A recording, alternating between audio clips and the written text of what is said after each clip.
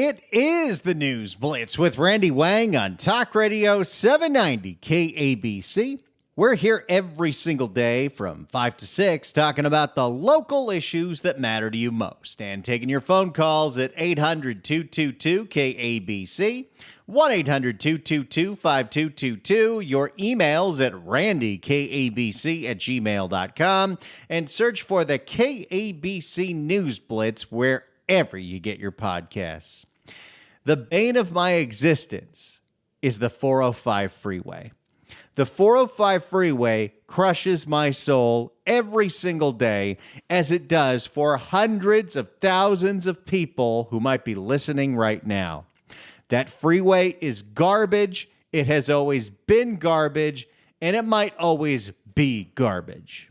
There is no good way to get from the San Fernando Valley to the west side. It's just always, always awful. You know, there's a lot of talk right now of the fact that the decals for electric cars to use that carpool lane are going away. Even though I've owned an electric car for 3 years, I never applied for the sticker. You know why? Because there has never been a time where I saw the carpool lane on the 405, you know, the one they shut down the freeway in Carmageddon and spent $1 billion to add.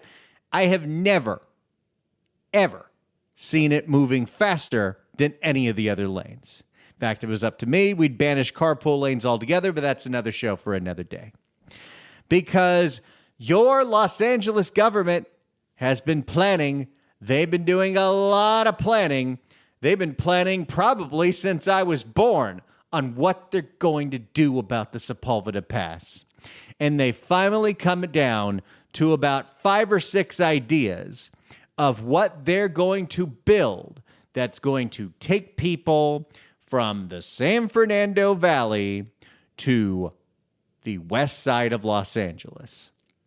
Currently, if you happen to live in the valley, your only way to get through the Sepulveda Pass on Metro is to not. You have to take, and I'm not using the new colors because I'm not using the new letter system because nobody does, but you have to take the orange line, which is a bus that goes through streets and stops at stoplights, so that's not fast, all the way to North Hollywood, where you hop on that red line. It's called red for a reason. I think you know why. That is actually an underground subway, and it can take you to downtown Los Angeles.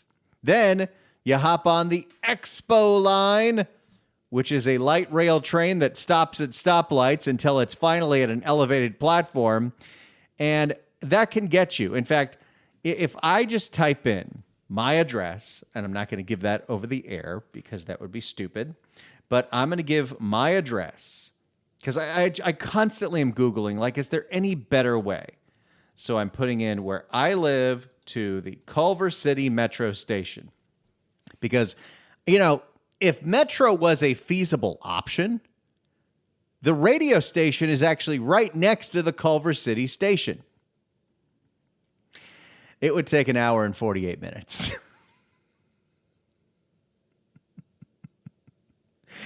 Oh, my goodness. It would take a very, very, very long time.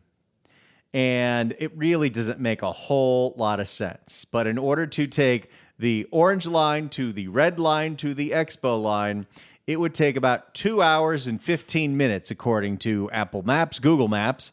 And now, it would only cost me $3.50, but that means if I was round tripping that, I would be spending 4.5 hours each day.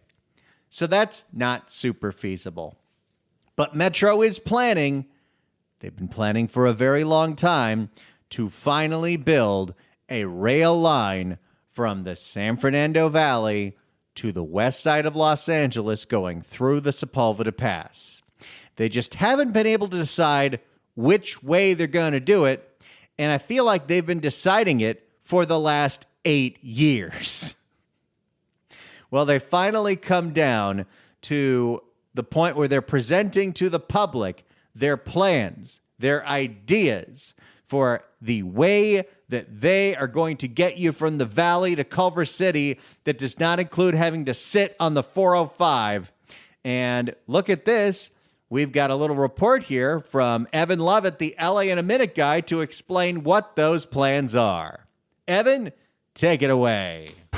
What is up? This is your LA in a Minute. Now I'm here at the mouth of the Sepulveda Pass, which along with the 405 freeway is the heaviest traffic passageway in the United States. Yep, that checks. You know, it's not a surprise that, like, one of the things I fantasize about on vacation, you know, you fantasize about a lot of things. Nice dinners, exotic locales.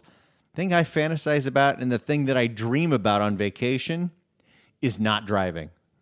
It's that much of a pain in the ass for me that when I go to, let's say, Santa Fe, New Mexico, I'll be in the passenger in a car maybe once the entire week, but I'm definitely not doing any driving. If I go to Dallas with my wife, I won't do any of the driving. I just can't. I'm not doing it. Plus, my wife would prefer it if she's in the car with me, that she's the one doing the driving. A conduit for hundreds of thousands of vehicles every day. But imagine never getting stuck in this traffic again. Well, that's the vision of the Sepulveda Transit Corridor Project, a high-quality, reliable rail transit service alternative connecting the... Well, first of all, it's not built yet, so I don't know if you could call it high quality or reliable. A high-quality, reliable rail transit service alternative connecting the San Fernando Valley and the West Side, and eventually LAX. And as it stands now, there are 5 alternatives, and Metro is asking for your input as to which alternative will be the most beneficial for commuters in Los Angeles. They don't care. They'll do whichever one they're the most politically connected with. They don't care what you think. The public comment portion of all these projects means nothing. Let's get into it. Slated to cost between $15 and $24 billion. Expect that number to double. How much was the high-speed rail supposed to cost? The one that went from Los Angeles to San Francisco? I think the total was $30 billion. Now it's $130 billion. $30 billion just for Wasco to Merced. And part of the problem of the LA to San Francisco line was they never could quite figure out how they're going to tunnel through the Tehachapi Mountains. Just like for the last 50 years, they haven't had an idea of exactly how they're going to tunnel through the Sepulveda Pass. Metro is currently studying several alternatives to determine the best approach for speed, capacity, and connectivity, with public hearings to gather all of our input. I'm sure they're taking vigorous notes at what the public has to say about this. And by the way, based on the experiences of places like Santa Monica that have now had the Expo line for a decade, there may be some people who might not want this to begin with, because the more public transit that you build without adequate security, let's just say the more riffraff drifts into your part of town. So there are 5 potential alternatives under Metro's study. Alternative 1 is an automated monorail, mostly running within the 405 freeway median with 8 or 9 stations. Okay. I know a lot of people have fantasized about a monorail. Maybe they love that episode of The Simpsons that Conan O'Brien wrote about the monorail. Maybe they've ridden the monorail at Disneyland. Even if you think that that is the smartest decision because it might be cheaper and it might go faster and it goes literally where you need it to be, think about how long this project is going to take to build, which will be decades. I don't care what they say. This is going to take decades. It has taken them over a decade to just extend the Purple Line from Wilshire all the way to UCLA, and that project's still not done. So let's just take that for a second. Have you thought about the fact that in order to build a monorail on the median of the 405 means that you're going to have to shut down lanes on the already hellish 405 for years? That's not feasible. That's not doable. That's not possible. I don't think that one's going to work. Alternative 1 is an automated monorail, mostly running within the 405 freeway median with 8 or 9 stations. It uses an electric bus connection to get riders to UCLA and the D line, keeping the monorail above ground for most of the route. Now, Alternative 2 has been removed from consideration, but Alternative 3 is similar to Alternative 1, but transitions underground near the Getty Center, providing direct subway access to UCLA and the D line, making it more integrated, but involving deeper tunneling. So the third option is similar, but goes underground to accommodate the handful of people that are commuting every day from the Valley to UCLA. It might be more than a handful. I don't know what the ridership would be. Alternative 4. I thought people live on campus at UCLA. I guess not. Alternative 4 is aerial in the San Fernando Valley from Van Nuys Metrolink to just south of Ventura Boulevard. The 4 underground stations will include the station directly in the center of the UCLA campus and connections to the Metro D and E lines. Now, when they say aerial, that's probably light rail.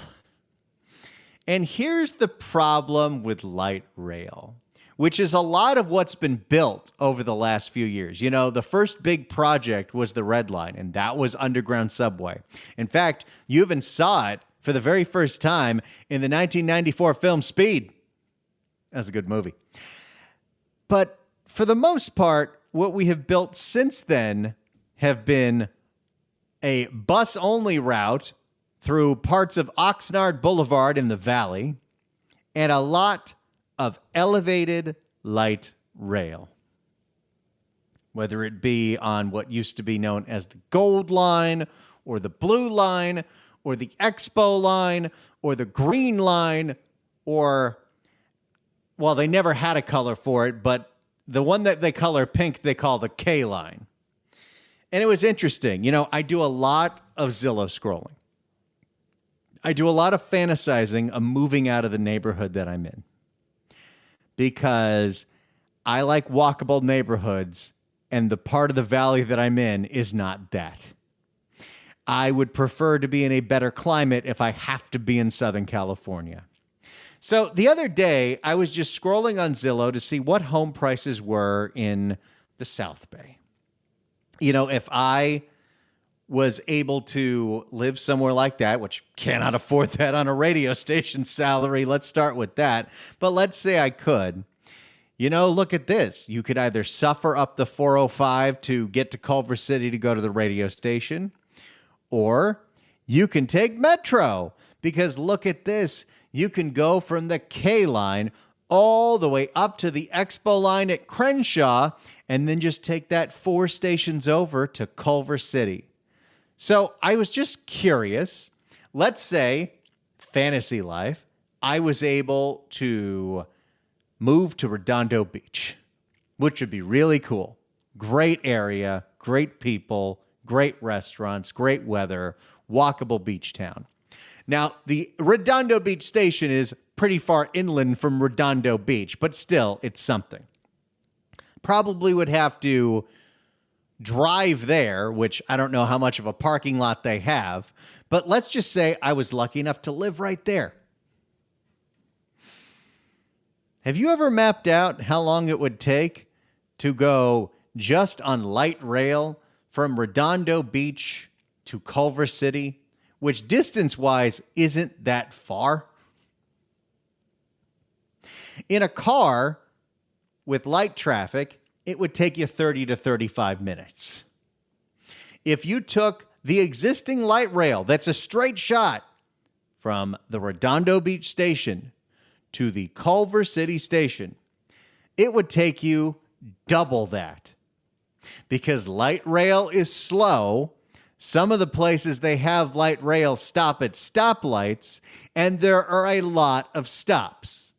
You got to stop at Douglas, El Segundo, Mariposa, Aviation Century, LAX, Westchester. I could go on and on and on, but that's not terribly convenient. Again, to not go that much distance. It's 17 miles. Oh, no, wait, that's my place. How far is it from Redondo Beach Station to Culver City? It's 14 miles. So if you're covering 14 miles in an hour and 7 minutes, that's not terribly convenient, is it? So building elevated rail, light rail, is a terrible idea because I got a news flash for you.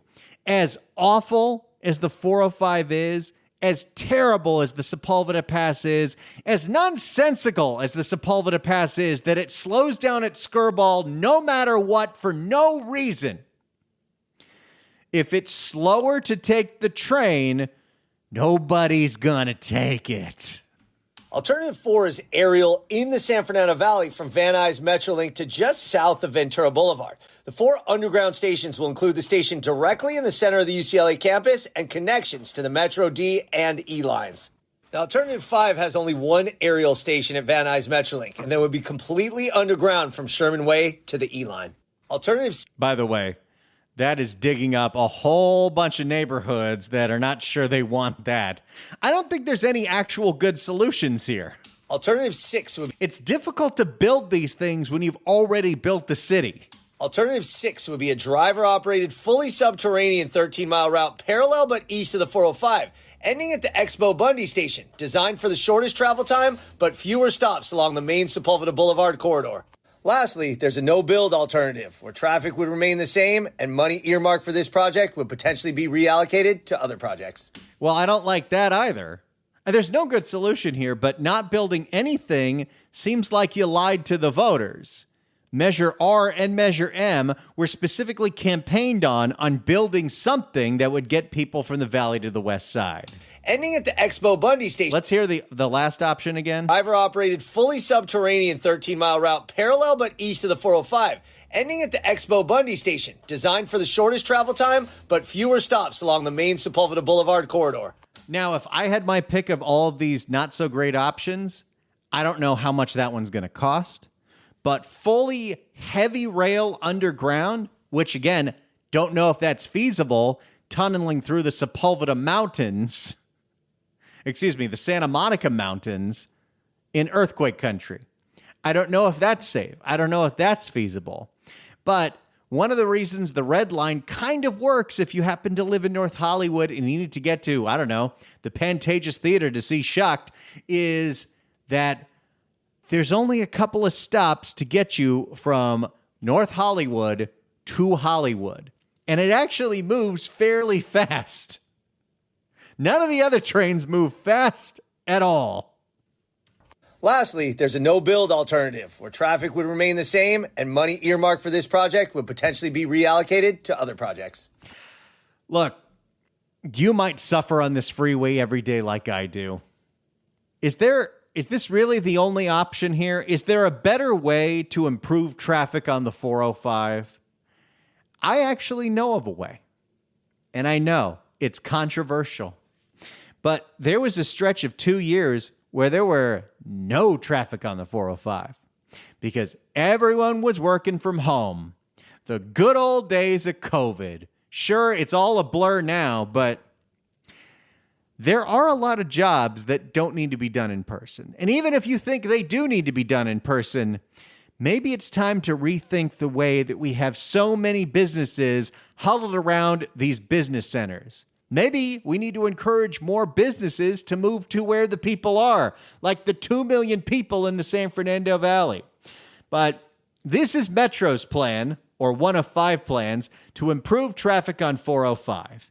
If you've got a better idea, give it to me right now. 800-222-KABC, 1-800-222-5222. If you were in charge, what would you do to improve the hellish traffic on the 405?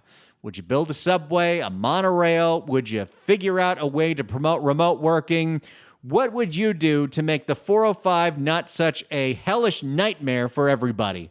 800-222-KABC, 1-800-222-5222. It's the News Blitz with Randy Wang on Talk Radio 790 KABC. It's the News Blitz with Randy Wang on KABC. We're taking your phone calls at 800-222-KABC, 1-800-222-5222. LA Metro is taking public comment for the options they have come up with to have a path on public transit that takes you from the San Fernando Valley to the west side of Los Angeles. One's a monorail right in the middle of the 405. One's an elevated rail like you have in South LA and Long Beach that's slow. And one is a subway that would tunnel through the Santa Monica Mountains. Do you have a better solution here? How would you improve the hellish traffic that we experience on the 405 every single day? 800-222-KABC, 1-800-222-5222. Would you encourage remote work? Would you encourage them to finish that highway they planned that would take trucks straight from the port to north of Los Angeles?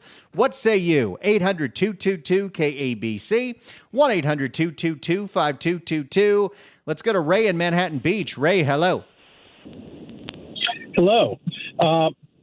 First of all, if you look at what their plan is to take away the ability to drive. They don't want you to drive, and they want you to take rapid transit everywhere. And they have this concept called the 15-minute city, which is where everybody lives in high-rise buildings, and you have to take public transit to everything. Because that's what transit department's goal is. They want everyone to take public transit, not drive. And there's also a law going through SB 79 that will allow high rises within a half mile of a transit stop, which can be rail or bus stop, but it'll completely wipe out all single family neighborhoods. And you know, of course, that was done by Scott Wiener. And so that's the trajectory of where they're going.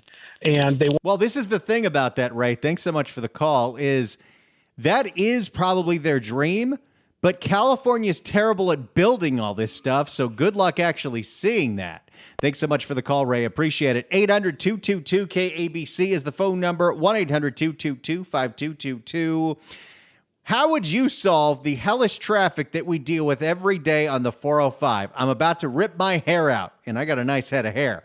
800-222-KABC. If you're on hold, stay on hold. More of your calls coming up next. It's the News Blitz with Randy Wang on KABC. It is the News Blitz with Randy Wang on Talk Radio 790 KABC. We're here every single day from 5 to 6 talking about the local issues that matter to you most and taking your phone calls at 800-222-KABC, 1-800-222-5222, your emails at randykabc@gmail.com, and search for the KABC News Blitz wherever you get your podcasts. Traffic is awful on the 405. It gets worse every single day. Metro has been mulling a plan for what seems like my entire life of how to get people from the valley to the west side, and they've come up with 5 ideas. Some of them involve a monorail, some of them involve light rail, some of them involve tunneling through the Santa Monica Mountains and building a subway. What do you think should be done to improve traffic on the 405? Do you like any of those plans? Do you have a better idea? 800-222-KABC. Let's go to Paul in Saugus. Paul, hello. Hey, Randy. Good evening. I'd have to go with remote work.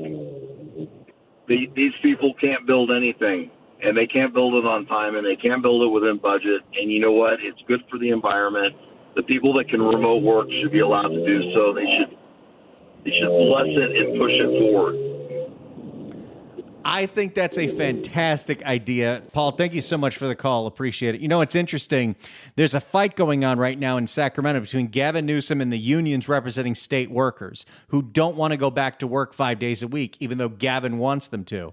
And they put together an audit, and it found that it would cost the state $300 million to make those people go back to work. Imagine this. Now, there's plenty of jobs where this isn't possible, but you only really need to reduce traffic on the 405 by 25% to make it so that freeway moves.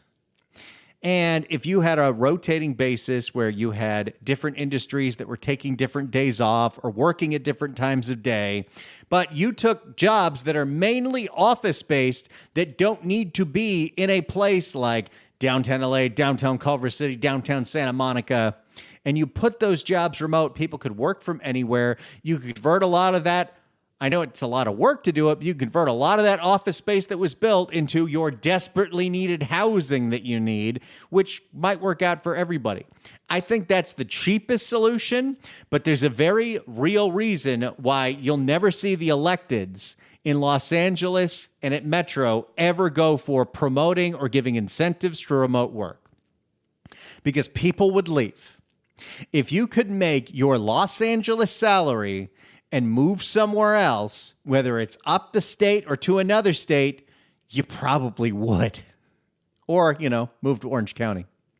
800-222-KABC is the phone number. Let's go to Adam in the San Fernando Valley. Adam, hello. Hey, Randy. Great show. Thanks for having me on. I say scrap the Metro project. It's a waste of money. We need to just re-engineer what we already have, our freeway system. In addition to the volume of cars, we just have way too many cars merging and changing lanes. Eliminate 50% of our on-ramps and off-ramps.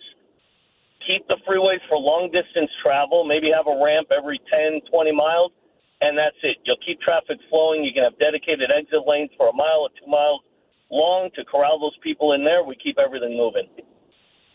That's a really interesting thought because, if you think about the 405, the way it goes through the valley, where there's an on-ramp at every single street. There's one at Roscoe and Sherman Way and Van O, and it's constant. And that is a ton of people moving. There's a ton of people merging. When it goes to the 101, people freak out and go all kinds of different ways. You got people going in and out of the carpool lanes. You're right. That would make it a lot more consistent. Whenever you're on an interstate highway in any other part of the country, there's not that many on-ramps, there's not that many exits, and most of these freeways move pretty well with 3 lanes.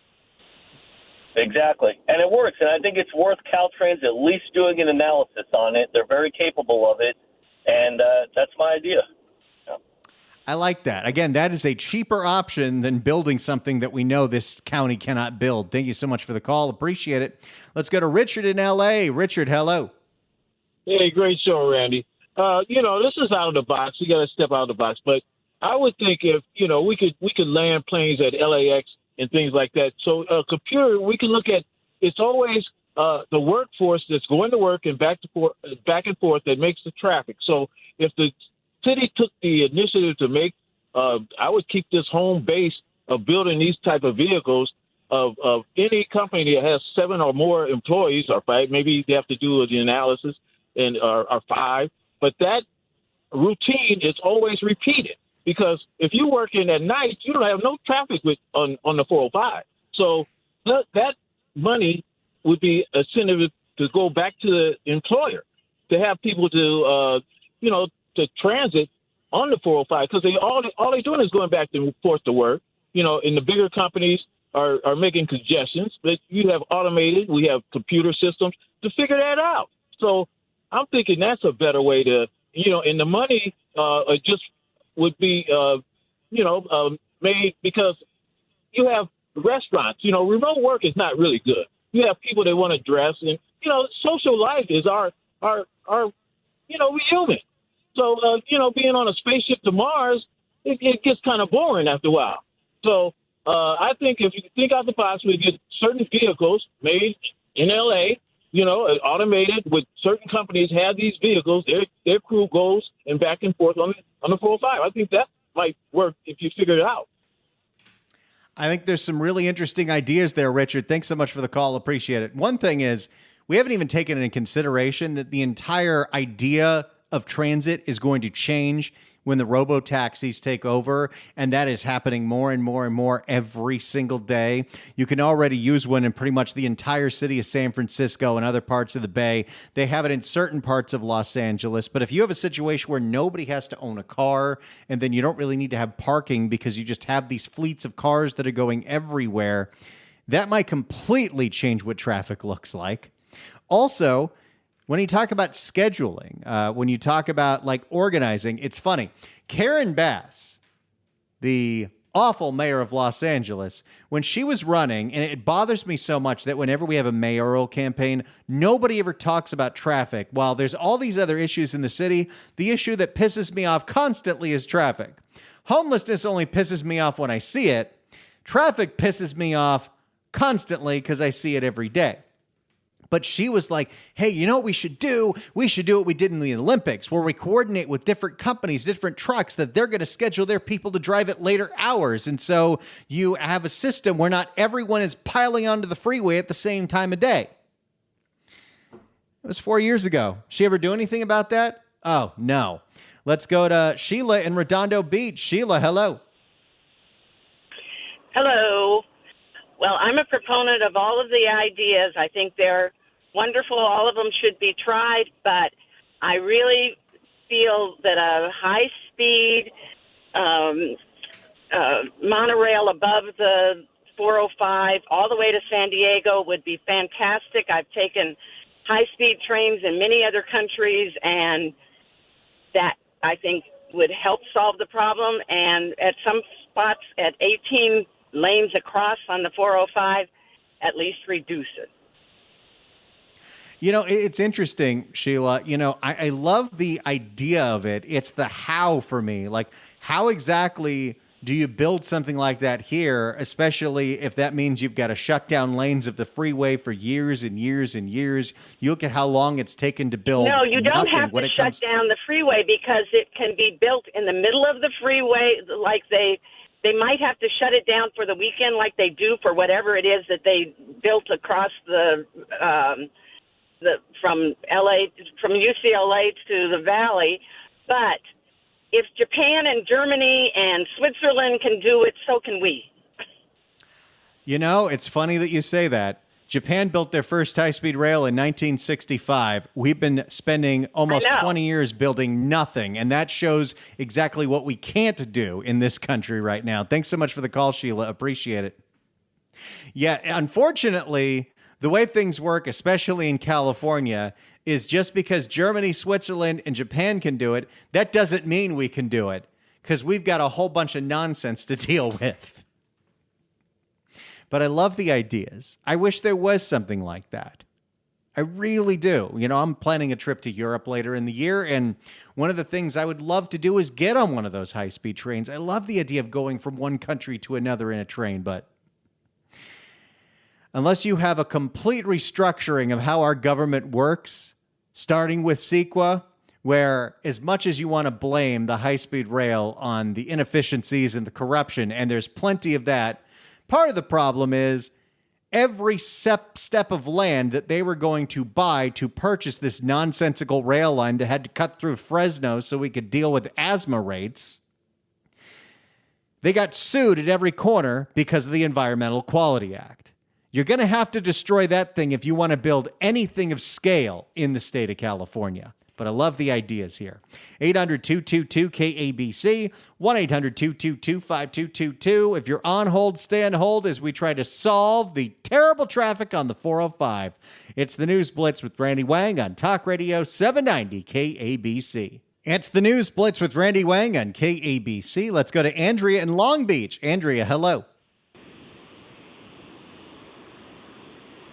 Andrea. Andrea. Thanks so much for the call. Her idea was we need to have schools go year round. You know, it's funny. My elementary school tried that, and then the parents were so pissed off, they abandoned it like 3 weeks into it. Okay, I got something very, very, very exciting for you. This is a great giveaway. Get those dial-in fingers ready. 790 KABC welcomes Shucked, the Tony Award-winning musical comedy about corn. It's coming to the Hollywood Pantages Theater August 19th through September 7th. Tickets are on sale now at Ticketmaster.com. But right now, caller number 9 at 1-888-790-5222 gets a pair of tickets to the show on August 28th. Tickets furnished by the Hollywood Pantages Theater. Get out there and see Shucked. Good luck dialing.